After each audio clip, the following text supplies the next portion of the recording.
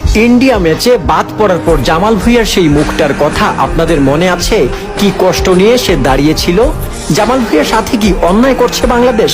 একটা জিনিস খেয়াল করলেই দেখবেন, বাংলাদেশের প্রায় প্রতি ম্যাচের আগেই তাকে স্কোয়াডে রাখা হয়। হাড় ভাঙা পরিশ্রম করেন অনুশীলনে, কিন্তু ফাইনালি দেখা যায় মূল দলে তাকে রাখা হয় না। এটা কেন করা হয়? এই মস্করাটা তার সাথে না করলে কি খুব অসুবিধা হয় আমাদের? তার মতো একজন সিনিয়র এবং সবার কাছে ভালোবাসা পাওয়া একজন মানুষকে, যেই মানুষটা দুঃসময়ে এসে বুক চিতিয়ে দিয়েছেন বাংলাদেশের জন্য, সেই মানুষটাকে যখন দলে রাখা হবে না, তখন তাকে প্র্যাকটিসে না ডাকলেই হয়। যদি মনে করেন তার বয়স হয়ে গেছে, তাহলে বয়স্ক মানুষটাকে কেন আলাদা ট্রেনিং করিয়ে কষ্ট দিচ্ছে? শুধু এখানেই তো শেষ না।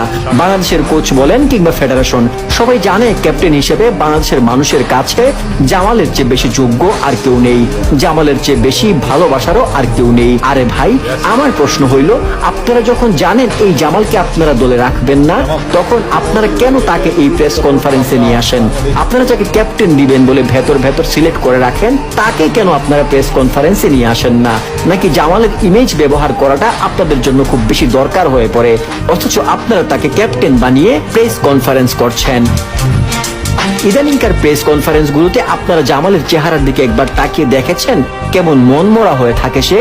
বাংলাদেশ ফুটবল দলের কোচ নিয়ে দর্শকদের মনে অনেক সমালোচনা আছে অনেক দুঃখ এবং ক্ষোভ, কিন্তু কোনো এক অজানা কারণে দর্শকদের এই চাওয়াটা কোনো মূল্য পায় না বাংলাদেশ ফুটবল ফেডারেশনের কর্তাদের কাছে।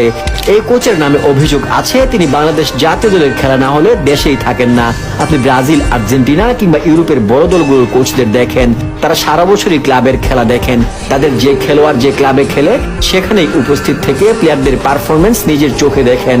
কে বলতে পারবেন বাংলাদেশের কোচকে কবে কোন ক্লাবের খেলায় দেখেছেন?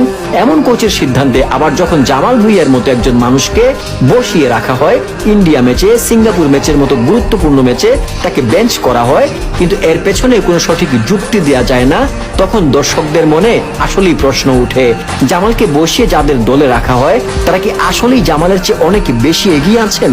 জামাল ভুঁইয়া কি কোনোভাবে স্কোয়াড ডিজার্ভ করেন না?